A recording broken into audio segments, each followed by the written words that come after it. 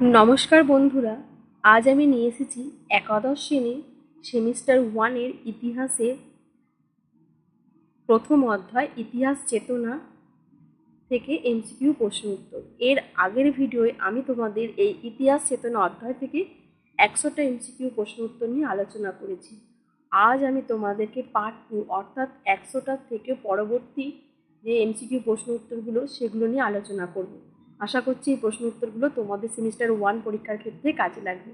তাহলে বন্ধুরা চলো তোমাদের একাদশ শ্রেণীর নিউ সিলেবাসের সেমিস্টার 1-এর ইতিহাসের প্রথম অধ্যায় ইতিহাস চেতনার পার্ট 2 এমসিকিউ প্রশ্ন উত্তর নিয়ে আলোচনা করছি।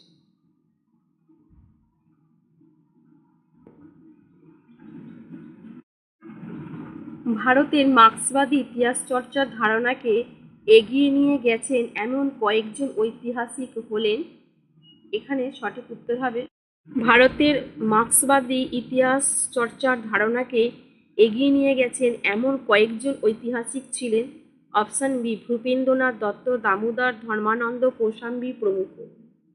নেক্সট দেখো কেমব্রিজ গোষ্ঠীর কয়েকজন ঐতিহাসিক ছিলেন, এখানে উত্তর হবে অপশান ডি অর্থাৎ জ্যাক গ্যালাহার, লুই নেমিয়ার আর ওয়াস ব্রুক। নেক্সট আসরটির সঠিক অর্থ কি, এখানে হবে অপশান এ প্রাচীন। এরপরে দেখো জনশ্রুতি অনুযায়ী ভারতের পুরাণগুলি রচনা করেছিলেন কে, এখানে দেখো অপশান এ অর্থাৎ ঋষিরা। নেক্সট দেখো আছে পুরাণ ঐতিহ্যের ভিত্তিতে লিখিত প্রথম ইতিহাস গ্রন্থটি কি, এখানে দেখো অপশান বি অর্থাৎ রাজতরঙ্গিনী। নেক্সট দেখো ভারতে কটি পুরাণ আছে, এখানেও দেখো অপশান সি অর্থাৎ 18টি। নেক্সট দেখো খ্রিস্টীয় যে শতক থেকে ইতিহাস ও পুরাণ শব্দ দুটি ব্যঞ্জনাধর্মী হয়ে ওঠে, এখানে দেখো উত্তর হবে অপশান সি অর্থাৎ সপ্তম।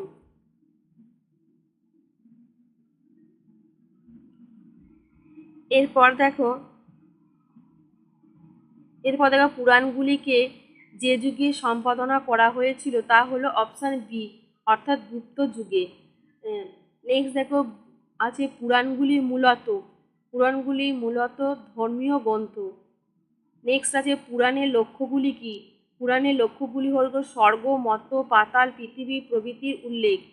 নেক্সট দেখা আছে চীনা পুরাণ অনুসারে, এখানে সঠিক উত্তর হবে অপশান এ অর্থাৎ পাঙ্কু হলেন পৃথিবীর সৃষ্টিকর্তা।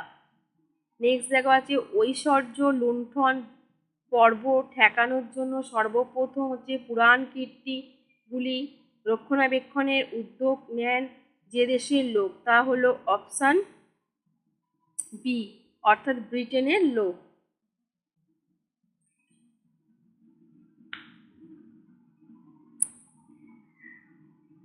নেক্সট দেখো আছে ইন্দো মুসলিম ইতিহাস চর্চা গড়ে ওঠে, এখানে দেখো উত্তর হবে অপশান ডি অর্থাৎ ভারতীয় পার্সিক এই দুই ইতিহাস পরিদর্শনের মিলন। তারপরে দেখো তারিখ ই ফিরোজ শাহী গ্রন্থের রচয়িতাকে, এখানে উত্তর হবে দেখো অপশান ডি অর্থাৎ জিয়াউদ্দিন বার্নি। এখানে তবাকক ই নার্সারি গ্রন্থের রচয়িতাকে, এখানে হচ্ছে অপশান বি মিনহাজ ও সিরাজ। এরপরে দেখো আছে তহফ ই হিন্দ গ্রন্থের রচয়িতা হলেন আল বিরুনি।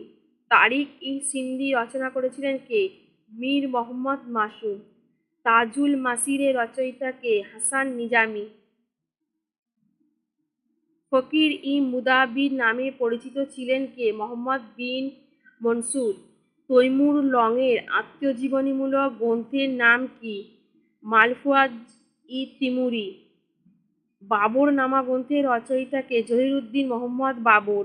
হুমায়ুন নামা লিখেছিলেন কে, গুলবদন বেগম। আকবর নামা লিখেছিলেন কে, আবুল ফজল। রিয়াজ উস সালাতিন গ্রন্থের রচয়িতা কে, গুলাম হোসেন সেলিম। বদাউনি রচয়িত মুন্দাখাব উল তওয়ারি গ্রন্থটি যে কটি খণ্ডে বিভক্ত তা হলো 3টি খণ্ড। নেক্সট দেখো মুন্দাবল ইল লুবাব গ্রন্থটি রচয়িতাকে, মোহাম্মদ সেলিম। নেক্সট দেখো আমির খসরু রচিত গ্রন্থটির নাম কি, কিরান উস সাদাইন। মুন্তাখাব উল তওয়ারিক গ্রন্থটির লেখক হলেন বদাউনি। ফুতুব ই ফুতুক উস সালাতিন গ্রন্থটি রচয়িতা কে? ইসামি। ইন্দো পার্সিক ঐতিহ্যের সিরাকি জীবনী গ্রন্থ। নেক্সট দেখো, ভারত ছাড়া আর যে দেশ ইতিহাসের আবর্তনশীল ধারণার উপর ভিত্তি করে 4 যুগের বিভাজন করেছেন তা হলো, এখানে উত্তর হবে অপশন ডি, গ্রিস। আরব দার্শনিক ইবন খালদুন ইতিহাসের আবর্তনশীল ধারণার উপর বিশদ আলোচনা করেন 14 থেকে 15 শতকে। আরব দার্শনিক ইবন আলদুন আবর্তনশীল ধারণার ভিত্তিতে বিশ্ব ইতিহাসের সময়কালকে বিভক্ত করেন 3টি পর্বে। কালের প্রতিটি আবর্তন যে হিসাবে চিহ্নিত হয় তা হলো যুগ। যুগের আবর্তনের সঙ্গে সঙ্গে কিসের উৎপত্তি, বিকাশ, অবক্ষয় এবং শেষের বিলয় ঘটে? সভ্যতার। ভারতের যুগ বিভাজনের চতুর্থ পর্যায়টি কি? কলি। কালচক্র ধারণার প্রবক্তা কে ছিলেন? ভারতীয়রা। নেক্সট দেখো, আর্নল্ড টয়েনবিল উল্লেখিত চক্রাকার যুগ পরিবর্তনের 3টি স্তর হলো বৃদ্ধি, বিকাশ ও ধ্বংস।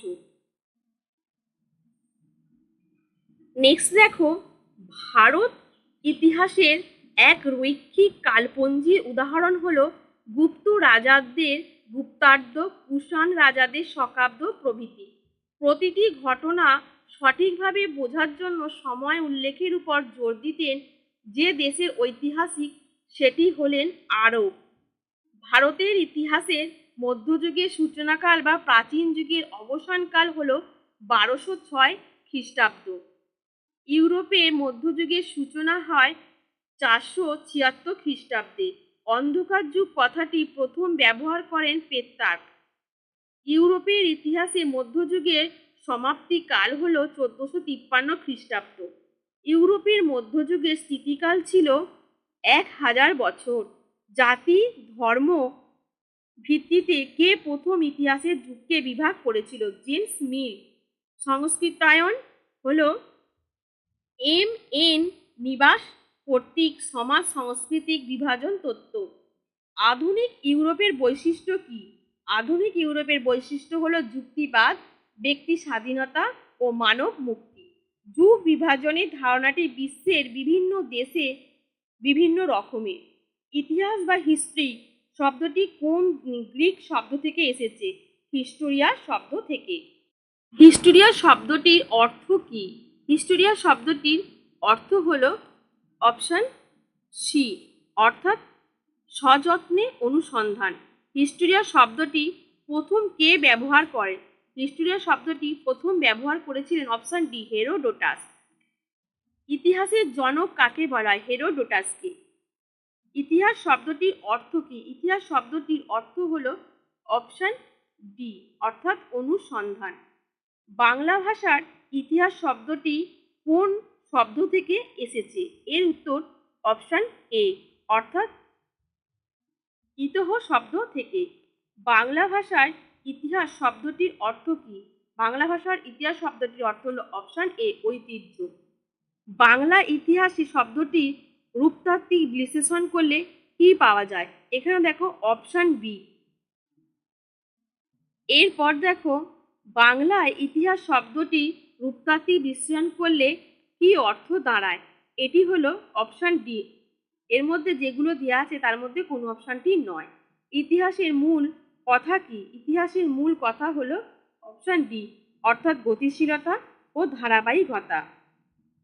কোন জাতি প্রথম ইতিহাসের সংজ্ঞা নিরূপণের চেষ্টা করেন? অপশন ডি, গ্রিক জাতি। কালানুক্রমিক ভাবে অতীতের কাহিনী ও কার্যাবলীর লিখন, বিশ্লেষণ ও অধ্যয়নকে কি বলা হয়? এখানে দেখো অপশন ডি, অর্থাৎ ইতিহাস বলা হয়। অতীতের কাহিনী উপস্থাপন, বিশ্লেষণ, ব্যাখ্যা ও মূল্যায়ন যারা করেন তাদের কি বলা হয়? অপশন এ, অর্থাৎ তাদেরকে ঐতিহাসিক বলা হয়।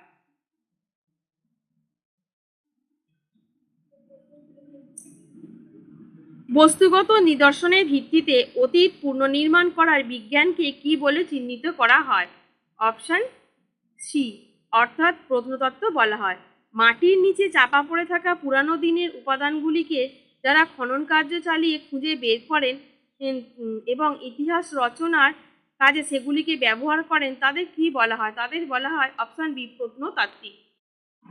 মাটির নিচে চাপা পড়ে থাকা পুরানো দিনের উপাদানগুলিকে যারা খনন কার্য চালিয়ে খুঁজে বের করেন এবং ইতিহাস রচনায় কাজে সেগুলিকে ব্যবহার করে থাকেন তাদের কি বলা হয়? তাদের বলা হয় প্রত্নতাত্ত্বিক। মানব সভ্যতার ইতিহাসকে কয়টি ভাগে ভাগ করা হয়? মানব সভ্যতার ইতিহাসকে 3টি ভাগে ভাগ করা হয়। ইতিহাসের প্রথম ভাগের নাম কি? ইতিহাসের প্রথম ভাগের নাম প্রাচীন যুগ। ইতিহাসের দ্বিতীয় ভাগের নাম কি?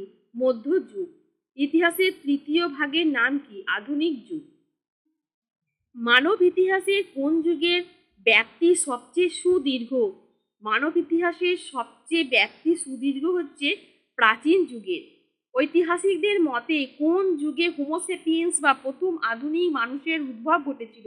অপশন বি প্রাচীন যুগে। আনুমানিক কত বছর আগে প্রথম হোমোসেপিয়েন্স বা আধুনিক মানুষের উদ্ভব হয়? অপশন এ অর্থাৎ 36 লক্ষ বছর আগে। ভারতবর্ষে কত বছর আগে মানুষের বসবাস ছিল বলে প্রমাণ পাওয়া যায়? অপশন এ 5 লক্ষ বছর আগে। হোমোস্যাপিয়েন্স বা মানুষ প্রথম আধুনিক মানুষের ব্যবহৃত অস্ত্রগুলি প্রথম দিকে কি দিয়ে তৈরি হতো? অপশন সি লোহা দিয়ে। ইতিহাসে প্রাচীন যুগকে কয়টি ভাগে ভাগ করা হয়?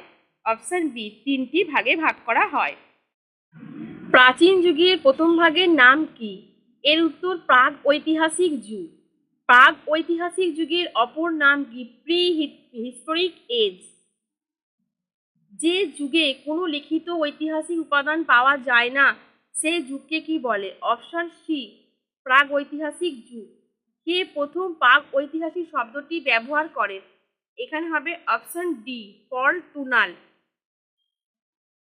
পল টুনাল কোন দেশের প্রত্নতাত্ত্বিক ছিলেন? অপশন এ ফরাসি প্রত্নতাত্ত্বিক ছিলেন। প্রাগ ঐতিহাসিক শব্দটি ইংরেজি ভাষায় প্রথম কে ব্যবহার করেছিলেন? এর উত্তর option B Daniel Wilson. Daniel Wilson কবে প্রাগ ঐতিহাসিক শব্দটি ব্যবহার করেন? অপশন সি অর্থাৎ 1851 সালে। কে প্রাগ ঐতিহাসিকের প্রথম ব্যাখ্যা দেন? এর উত্তর হচ্ছে অপশন বি জন ল্যাবক। কে প্রাগ ঐতিহাসিক শব্দটিকে একটি ভ্রান্ত শব্দ বলে আখ্যায়িত করেছেন? এর উত্তর অপশন ডি এম.সি. বার্কিট। মানব প্রজাতির উদ্ভবের পর দেশের প্রাচীন যুগ পর্যন্ত বিবর্তনের যে ধারা ইতিহাসের সময়কালে লিপিবদ্ধ রয়েছে তা হলো অপশন এ অর্থাৎ প্রাগৈতিহাসিক যুগের বিষয়বস্তু। কোন যুগে মানুষের লিপি বা অক্ষরের ব্যবহার জানতো না? এর উত্তর হচ্ছে অপশন সি অর্থাৎ প্রাগৈতিহাসিক যুগে। কোন যুগে কোনো লিখিত বিবরণ নেই? এর উত্তর হচ্ছে অপশন এ অর্থাৎ প্রাগৈতিহাসিক যুগে। ভারতের কোন সময়কালকে প্রাগৈতিহাসিক যুগ বলা হয়? অপশন ডি প্রাক হরপ্পা যুগকে।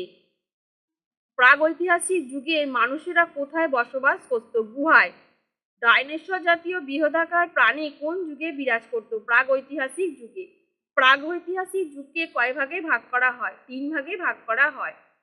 প্রাগৈতিহাসিক যুগের প্রথম ভাগের নাম কি? প্রাচীন প্রস্তর যুগ।